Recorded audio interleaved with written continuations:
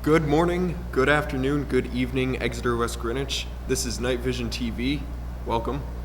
I will be today's moderator, Adam Reese. Before we go into anything, let's introduce the panel. Mr. Searle, I'm a teacher here. I'm Ryan McKenna, I'm a junior. I'm Josh Reardon, I'm a senior. I'm Keith Lavin, I'm also a student and a senior.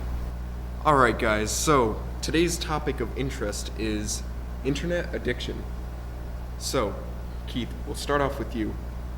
As a teenager, how do you feel that the internet is taking over our lives? I mean, personally, I feel like it takes up a big part of my life, and I feel as if like sometimes I spend too much time on my phone, and like I bet other teenagers feel like that, and it like I could be doing better things like studying, but it's just, I think it's mainly a distraction. Yeah. Josh, how do you feel? I'm a pretty busy guy, so I don't spend too much time on my phone. I think of it more of like a tool and a recreational device. For work and such. Call me on my cell phone, or give me a text or something like that. So. All right. So, Keith, are you acknowledging that No, like I internet get use it. is a problem? No, I get it can be used as a tool. Like I've used it as a tool, but like during the school year, I think it could be like a distraction when like I'm trying to do something, or like I just procrastinate. So then how do you feel about the proxy and the firewall that is up on the Chromebooks? I mean, some things on their firewall on the Chromebooks, I think is kind of not like relevant to school. Like I get that, like you're not supposed to be doing that during school, but some things that I could use during school, like I don't know, just random sites, like that could be useful at sometimes. For research? Yeah, research like history or English maybe, just things like that. Yeah. So Ryan, as a junior, how do you feel about internet addiction, and especially with the Chromebooks in school? Because I believe it was our class and your class that got the Chromebooks first. Yeah, well, I fairly agree with Keith. Like, it is an issue. It's very like time consuming and it's a distraction. But with the Chromebooks, well, in the juniors, really, I don't see it much. We don't really use our Chromebooks as often as our phones. We're always on our phones. It's always like social media or like the tabloids or like clickbait, like getting you dragged in and distracted in like something else than like what you're supposed to be doing. Is it really hard to resist for the average student? Clickbait, for example. Clickbait, probably you can resist that, but like social media, like Instagram and Snapchat, like you get a new message, like there's always that urge to like see what they say, or like what they think, or like who liked your picture, or like who commented, or like what's new on this app, or like who posted this. And that poll is tough to resist? Yeah, there's always this curiosity of like what's next, or like what did I miss, because like nowadays in like our generation, everyone has to be in the loop. Do you get to a point where you want to take a break from it? Oftentimes, yeah. Like sometimes social media, although it is addicting and like you get roped in, there is a point where like it has its downsides. Like you can see like bad parts of it, like people fighting, or like news stories that are like tragedy, and like you just gotta like put it down, take a breath, and like focus on something else for once. All right. So, Mr. Searle, how do you feel as a teacher? You've obviously noticed students using technology and the Chromebooks in the wrong way. What are some of the things that you've noticed? Well, first of all, I'm a tech advocate. I'm a tech fan. It's not going away, and it is not only part of your future, it's part of your present right now. So it's not going somewhere. So we have to use it. We have to moderate its use and be aware of it. And so we had this conversation yesterday. We were going to walk the corridor and just do a sample in the morning of how many people were using a device and how many people were not using a device. So, and we kind of kicked around some numbers. We thought Yeah. that there would be a huge number of people on a device. So what I did this morning was I loaded up an app on my phone, and every time I saw somebody with a device, whether it was a phone, Chromebook in their hand, even if they weren't engaging with it, if it was in their hand or in their lap, open, you know, I knew they were about to do something with it, or were expecting a message, or were about to interact with it. I counted that person. Every person that I could see that did not have a device in their hand, acknowledging while there might be one in their pocket, Yeah. they might have had a conversation. So we thought there would be a lot of people, like 80, 90% would be on their device, right?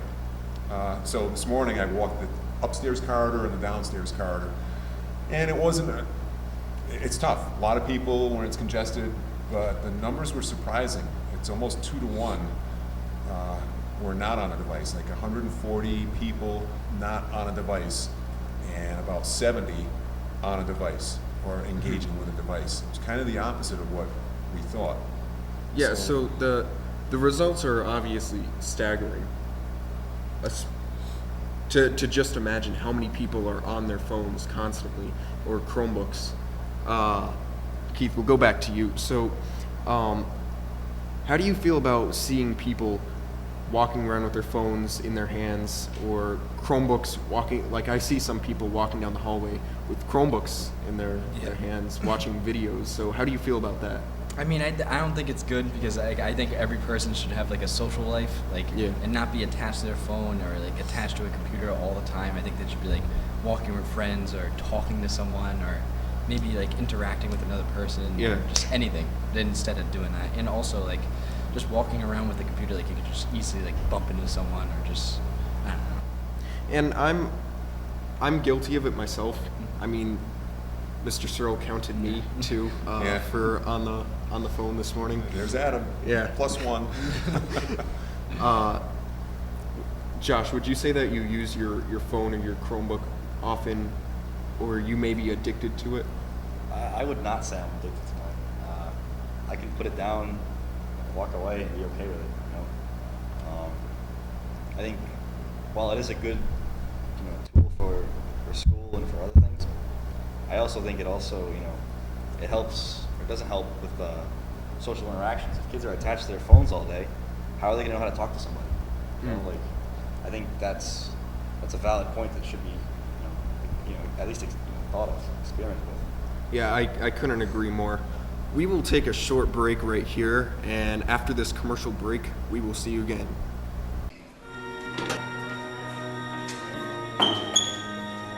So when you get your quad fixed, you will probably be riding this weekend.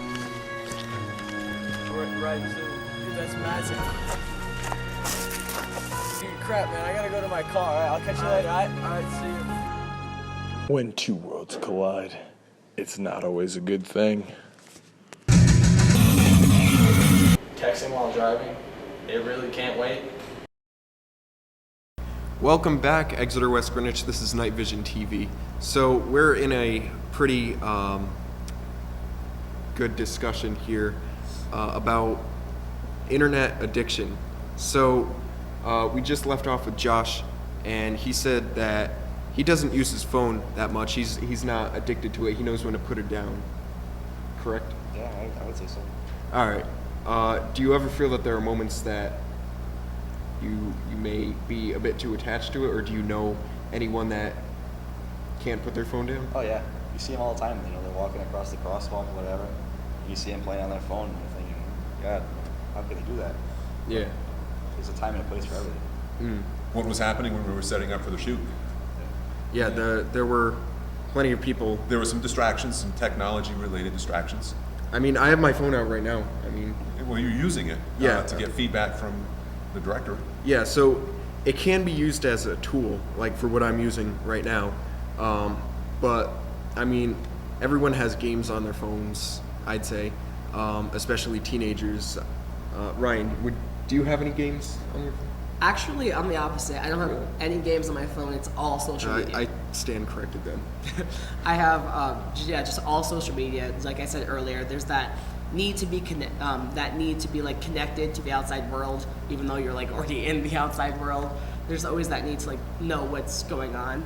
And I'm gonna go back to what Mr. Searle said earlier about the 2-to-1 in the hallways. I think a variable that comes into play in that is definitely like the time of day.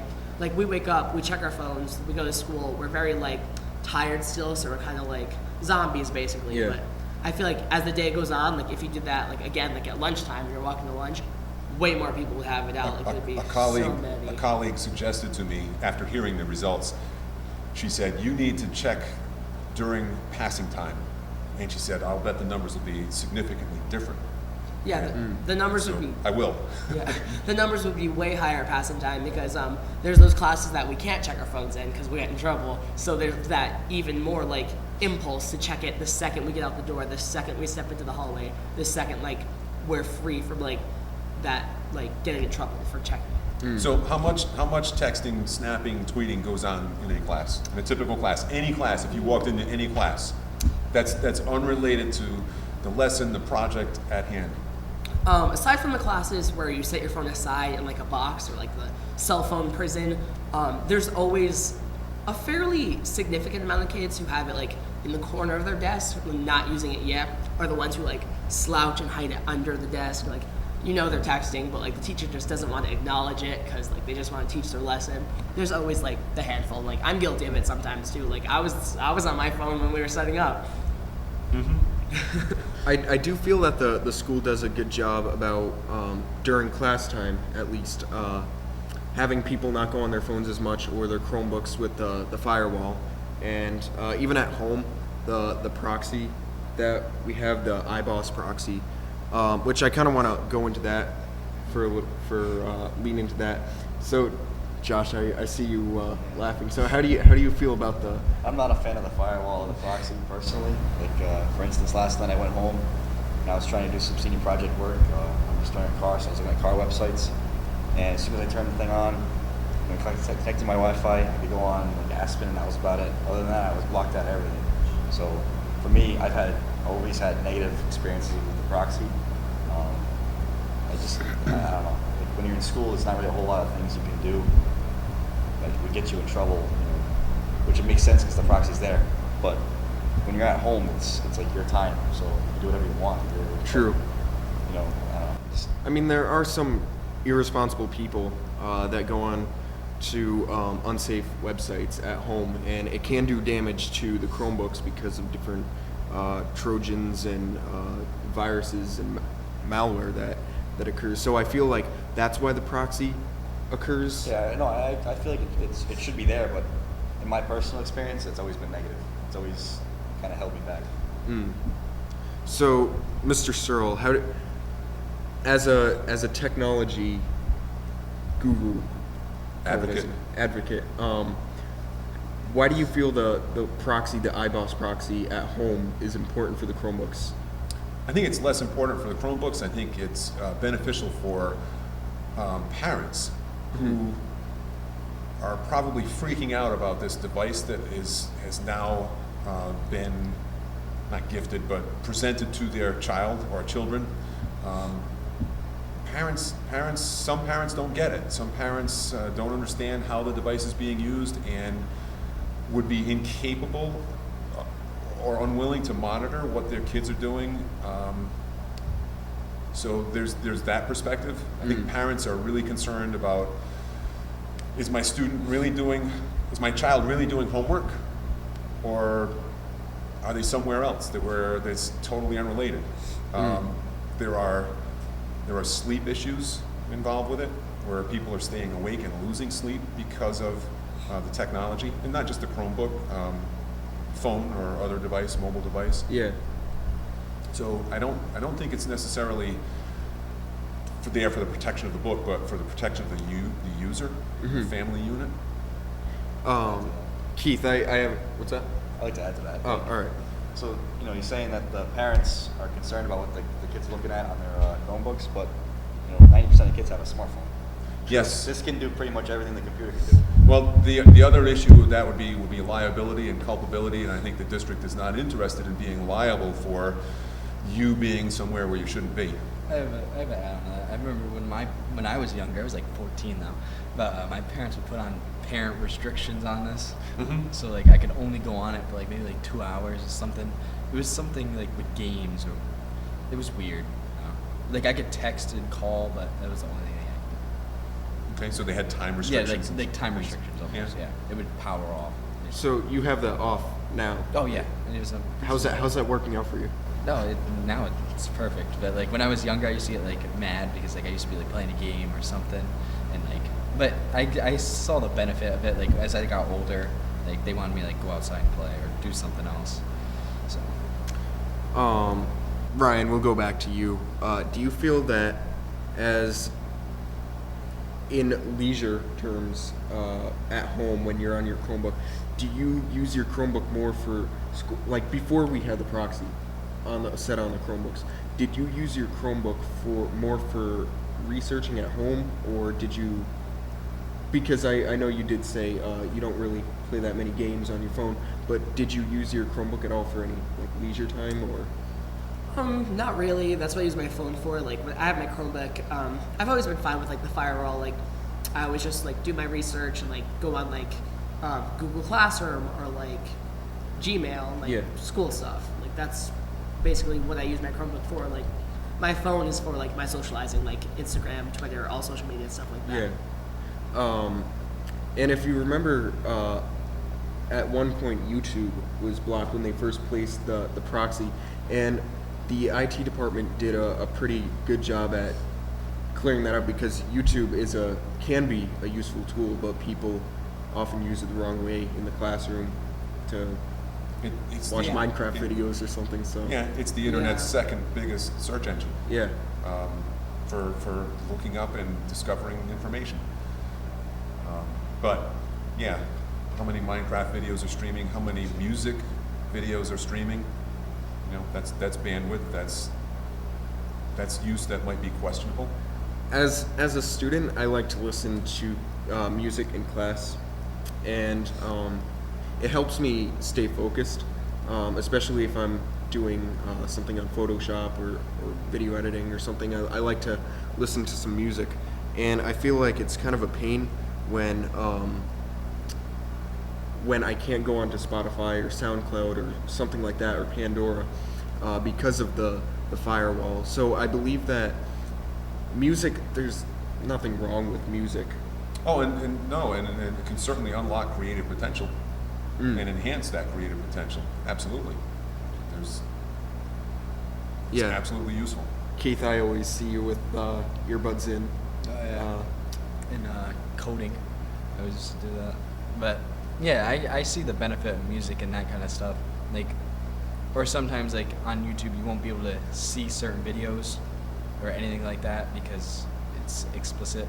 So, but I understand that since this is school and I was using a school computer, like I understand that. All right, so this was a pretty interesting discussion. We'll wrap it up here. Stay tuned for next time on Night Vision TV. Thank you for watching.